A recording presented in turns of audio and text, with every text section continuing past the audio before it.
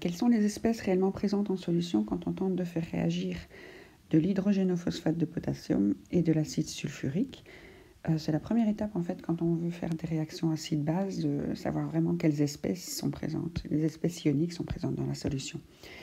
Alors ici, quand on a un métal et un groupement hydrogéné, c'est un sel, et donc il faut le dissocier pour savoir ce qui est réellement présent en solution. Donc dissocier un sel, c'est le faire se grignoter par l'eau qui est un catalyseur, un sel étant toujours un solide.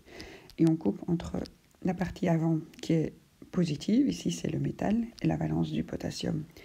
C'est 1, et il y a 2 potassium pour un hydrogénophosphate, parce que l'hydrogénophosphate a une valence 2, le phosphate a une valence 3, et quand on rajoute un H, il perd une valence.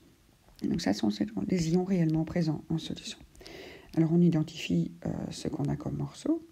Le potassium n'est ni acide ni base, et l'hydrogénophosphate, c'est un groupement hydrogéné, donc c'est un ampholyte.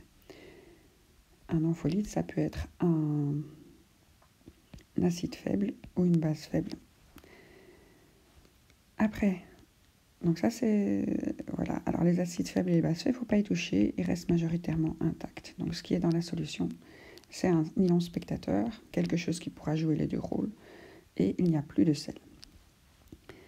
Alors la deuxième espèce, H2SO4, la deuxième molécule qu'on vous propose, c'est H2SO4. On recherche dans le tableau, on voit que c'est un acide fort. Alors un acide fort en solution, il n'existe plus du tout. Il réagit complètement avec l'eau, c'est sa force, c'est sa tendance à réagir avec l'eau. Et donc qu'est-ce que ça va donner? Ça va donner de l'acidité et la base conjuguée de l'acide fort qui est une base de force nulle. L'acidité, le H3O+, c'est l'acide le plus fort présent en solution. Alors on pourrait s'amuser à faire réagir un acide fort complètement avec l'eau, mais pour H3O+, c'est tourner en rond puisque ça redonne du H3O+.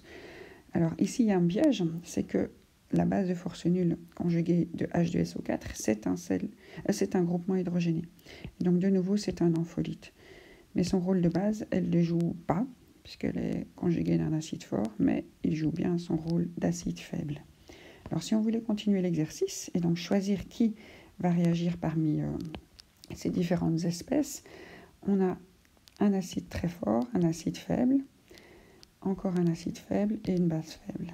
Alors il faut choisir l'acide le plus fort. Donc c'est H3O+, qui va endosser le rôle d'acide de manière la plus volontaire, on va dire.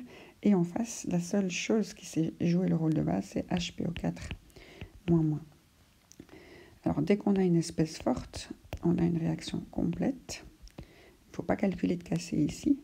Après on fait la réaction acide-base, donc l'acide devient sa base conjuguée, et celui qui joue le rôle de base ici devient son acide conjugué.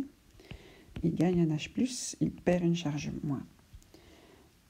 Voilà, alors après on peut, ça c'était l'équation ionique. Donc pour arriver à l'équation moléculaire, à partir de l'équation ionique, on doit ajouter des contre-ions de chaque côté de la même façon. Donc pour que H3O+ redevienne le réactif qu'on nous a donné H2SO4, il faut retirer l'eau babysitter qui a pris en charge le H+ de l'acide fort qui n'en voulait plus, et rajouter le contre-ion négatif, parce que H3O+, si vous retirez H2O, il vous reste H+, et donc le contre-ion négatif, c'est HSO4-. Donc l'ion spectateur qui était à côté du H+ babycité par l'eau. Et donc la babysitter et le contre-ion. Et donc de l'autre côté, il faudra faire pareil par rapport à ce qui a réellement réagi et ce qu'on avait décidé de mettre dans l'eau. Il y a des différences d'écriture. Et comme l'équation ionique est pondérée, pour avoir une équation moléculaire pondérée, il faut modifier de la même façon. Alors pour le HPO4-, lui, il était venu avec des contre-ions K+. Donc il faut trouver... Et il a besoin de 2 K+, pour devenir la molécule neutre, puisqu'il a 2 charges moins. La réaction reste complète, elle était complète pour les ions. Et la réaction, elle donne ce qu'on a déjà calculé, mais il faut supprimer l'eau, qui n'était qu'un babysitter. Il faut aussi rajouter les 2 K+. Et donc on doit prendre notre produit déjà obtenu ici, et il faut un contre-ion positif.